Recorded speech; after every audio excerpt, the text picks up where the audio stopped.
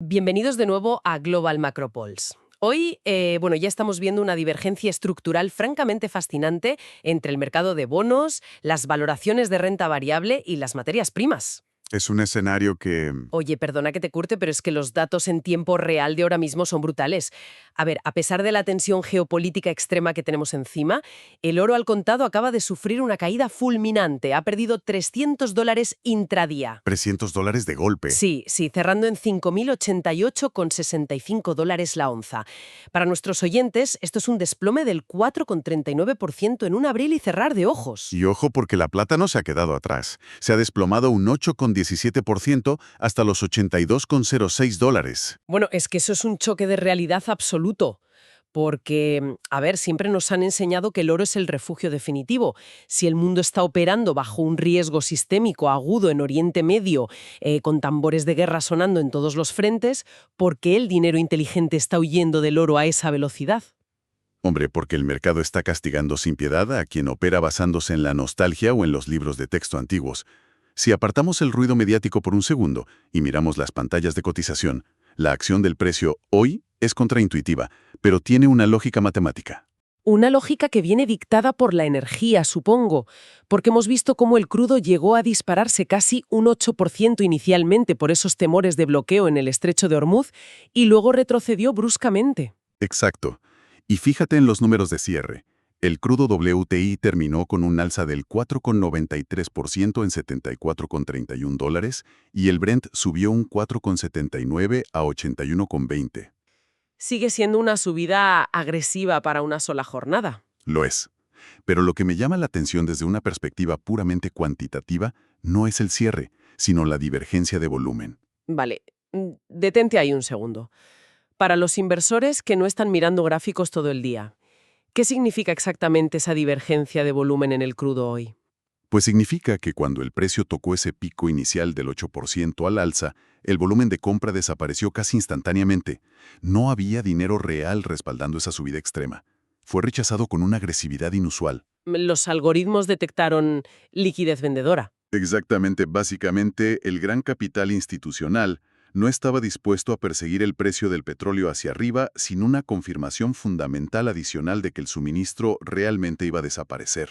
Y esa confirmación nunca llegó, por una intervención directa de última hora. Si repasamos los eventos desde una perspectiva macro en pleno horario de la costa este, desde Washington DC la Administración anunció garantías de seguros federales para el transporte marítimo de crudo y escoltas de la Armada para los buques comerciales. Inyectaron un seguro militar en el precio del barril. Eso es. Estructuralmente, esa noticia frenó el pánico inicial de un colapso en la cadena de suministro. Pero claro, no podemos ignorar que existen vientos en contra macroeconómicos y restricciones físicas brutales operando al mismo tiempo. Porque los fundamentales físicos del mercado petrolero están al límite. Totalmente. Por un lado, tenemos a Irak a punto de recortar más de 3 millones de barriles diarios porque sus instalaciones de almacenamiento no dan más de sí. Y cruzando a la hora local de Abu Dhabi de esta madrugada se han confirmado informes de un incendio bastante significativo en el centro de comercio petrolero de Fujairah, provocado aparentemente por la caída de escombros de drones interceptados. Es un polvorín. Y la información táctica que entra a las mesas de operaciones es un caos. Y aquí debemos mantener una neutralidad analítica estricta frente a esos flujos cruzados. Solo reportando los despachos crudos, vemos que, ajustándonos a la hora de Teherán, las autoridades iraníes estiman haber destruido 2 sistemas de defensa antimisiles THAAD estadounidenses. Mientras que simultáneamente los flujos indican que Washington considera trasladar sistemas desde Corea del Sur hacia Oriente Medio para tapar esas supuestas brechas, lo cual añade una capa de complejidad militar masiva. Mover activos desde Asia altera el equilibrio de poder global, no solo de la región. Además, se reporta que Arabia Saudí y los Emiratos Árabes Unidos están evaluando si unirse activamente a operaciones ofensivas. Todo esto mientras que, según los relojes en hora de Jerusalén, Israel ya ha movilizado formalmente a sus tropas para una incursión terrestre inminente en el Líbano. Y este rompecabezas geopolítico es lo que nos devuelve directamente a la pregunta inicial. ¿Por qué el oro se ha desplomado con semejante panorama? El billete verde. Exacto. Todo se reduce a la fortaleza del dólar estadounidense y al colapso de los metales frente a los rendimientos. Si miramos los niveles técnicos, la fuerza del índice del dólar, el DXY, es indiscutible. Ha subido un 0,52%, hoy cerrando en 99,06. Pero el verdadero asesino silencioso del oro está en el mercado de bonos del Tesoro de Estados Unidos. Los rendimientos están completamente desatados hoy. Completamente. El rendimiento a 10 años se ha plantado en el 4,061% y el de 2 años está en el 3,516. Es una subida muy agresiva en puntos básicos en cuestión de horas. Vamos a contextualizar esto para nuestra audiencia. Cuando hablamos de puntos básicos, hablamos de centésimas de punto porcentual. ¿Por qué un movimiento de unos pocos puntos básicos causa un terremoto de $300 en el oro? Es puro coste de oportunidad. El oro es un activo que no paga dividendos ni devenga intereses. Cuando los bonos del gobierno que se consideran libres de riesgo empiezan a ofrecer un rendimiento real tan alto, el capital fluye matemáticamente hacia allí. El oro no puede competir contra un dólar fuerte que además le paga casi un 4%. Hoy el metal rompió una resistencia clave a la baja. Una línea en la arena para los operadores. Exacto. Una vez que el precio cayó por debajo de ese nivel técnico, se desató el pánico automático. Los ordenadores empezaron a vender masivamente, activando las órdenes de stop loss en cascada y acelerando la caída libre. Y el porqué detrás de esta subida repentina en los rendimientos nos obliga a mirar al ciclo de liquidez y a los despachos de la Reserva Federal. Durante el horario de apertura de Wall Street, una batería de discursos de miembros de la Fed fulminó por completo la esperanza de cualquier recorte inminente de tipos. Kaspari advirtió que la guerra pone en seria duda los recortes que el mercado ya daba por hecho para 2026. Es un jarro de agua fría enorme para las valoraciones de las acciones. Desde luego. Luego salió Williams introduciendo el efecto contagio de Irán en sus socios comerciales y cómo eso altera el crecimiento global. Y Smith fue categórico al insistir en que el único mandato viable ahora mismo es presionar la inflación a la baja. La Fed está priorizando el control de la inflación impulsada por el coste de la energía por encima de inyectar liquidez. Y el impacto de ese secado repentino de liquidez es dolorosamente evidente en la sangría que vemos en Europa y en el sector de los semiconductores. Hoy, las pantallas son un auténtico baño de sangre. El Nasdaq cae un 1%, pero Europa está capitulando. La destrucción de riqueza allí ha sido tremenda hoy. El índice DAX alemán se ha desplomado un 3,44% y el FTSE 100 británico ha perdido un 2,75%. Y si profundizamos en los semiconductores, el daño estructural a los gráficos técnicos es alarmante. Empresas como AMD, ASML y TSMC caen alrededor del 4% y Micron fue aniquilada con una caída del 8%. Prácticamente todo el sector tecnológico está rompiendo a la baja su media móvil de 200 días. Y la media móvil de 200 días es sagrada para los inversores institucionales porque actúa como un semáforo a largo plazo. Exactamente. Si el precio rompe por debajo de esa línea, se considera un cambio de tendencia. Los algoritmos reducen su exposición desencadenando ventas automáticas masivas. Es un interruptor de emergencia para las estrategias cuantitativas. Y este colapso europeo no ocurre en el vacío. Refleja un verdadero cambio de paradigma en el comercio global. Sumado a la guerra en Oriente Medio, tenemos una guerra arancelaria escalando rápidamente. Durante la sesión de Washington D.C., la administración estadounidense lanzó una amenaza muy agresiva: cortar las relaciones comerciales bilaterales con España, citando una supuesta falta de cooperación frente a Irán. Lo cual golpeó a Europa en su punto más débil. Totalmente. Esta retórica impactó inmediatamente durante el horario comercial en Madrid y, por efecto contagio, arrastró a todas las plazas europeas. Y el mensaje incluía una advertencia sobre la implementación progresiva de aranceles globales de forma indiscriminada una vez que expire el plazo de gracia del 15%. Para una economía europea que ya lucha contra una crisis industrial, la perspectiva de perder competitividad frente a Estados Unidos ahora es tóxica para la renta variable. Mientras Occidente lidia con esta tenaza de aranceles y la Fed retirando liquidez, el mercado asiático reacciona a sus propios estímulos internos. El Banco Popular de China ha intervenido inyectando liquidez neta por valor de 50.000 millones de yuanes comprando bonos. Es una inyección de emergencia clarísima.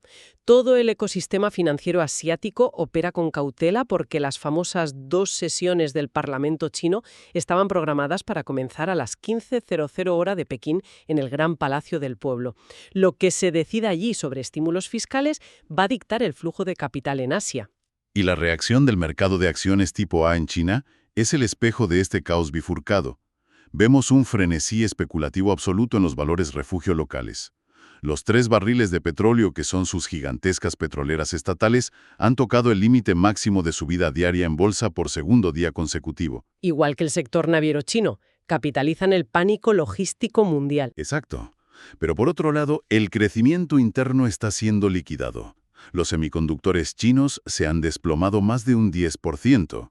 La volatilidad ha sido tan violenta que la bolsa de futuros de Shanghái tuvo que intervenir de emergencia para ajustar fuertemente los márgenes de garantía y los límites de fluctuación. Una medida defensiva para evitar un colapso en la cámara de compensación. Claro, exigen más efectivo por adelantado para asegurarse de que los operadores apalancados no quiebren y dejen pufos en el sistema financiero chino. Toda esta convergencia masiva de factores nos lleva a la pregunta fundamental para cualquiera que gestione capital hoy.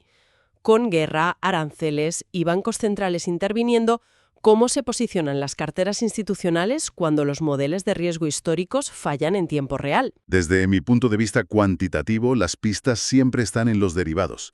Actualmente estamos observando un severo sesgo de volatilidad en las opciones del petróleo. Un volatility skew. Exacto. El sesgo de volatilidad nos dice que los grandes actores institucionales están pagando primas desorbitadas por comprar protección contra movimientos alcistas extremos en el crudo. El mercado está valorando probabilidades de movimientos violentos que raramente vemos fuera de simulaciones teóricas. Se están cubriendo las espaldas sin importar el coste. A cualquier precio. Y no olvidemos el calendario macroeconómico. Estamos a las puertas de la publicación de los datos de empleo ADP en Estados Unidos, los inventarios de la EIA y lecturas críticas de los PMIs. Cuando combinas este sesgo extremo en derivados con datos macro inminentes, el panorama es un campo de minas. Aconsejo vigilar niveles técnicos muy precisos y blindarse contra el ruido intradiario. Los movimientos en falso van a ser la norma absoluta. Y ampliando esa visión a una escala más estratégica, creo que lo que realmente presenciamos es la aceleración de la dominancia fiscal. Ese es un concepto crucial ahora mismo. Lo es. La dominancia fiscal ocurre cuando el gasto masivo del gobierno en defensa o subsidios energéticos es tan inmenso que la política monetaria de la Fed se vuelve ineficaz. Las carteras ya no pueden depender del oro como refugio automático. Ha quedado demostrado en las pantallas hoy.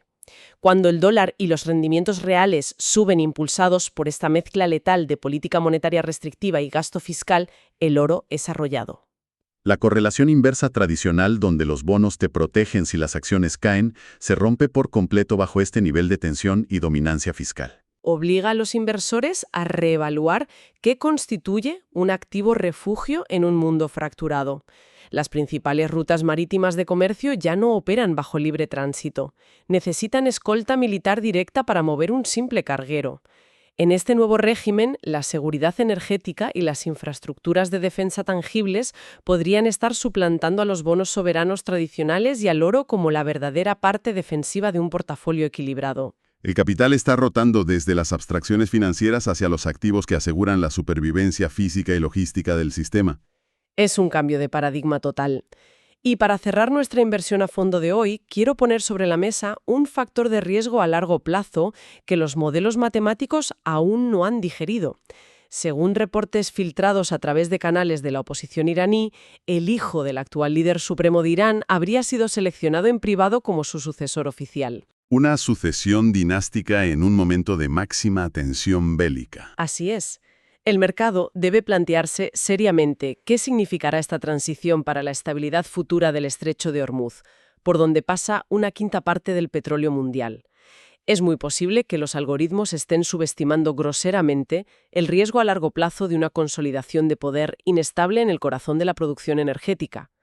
Es una reflexión necesaria para cualquiera que asigne capital proyectando más allá del próximo trimestre. Hay que mirar más allá del ruido de las pantallas y mantenerse por delante de la curva. Esto es Global Macro Pulse. Aviso legal. Esto no es asesoramiento financiero.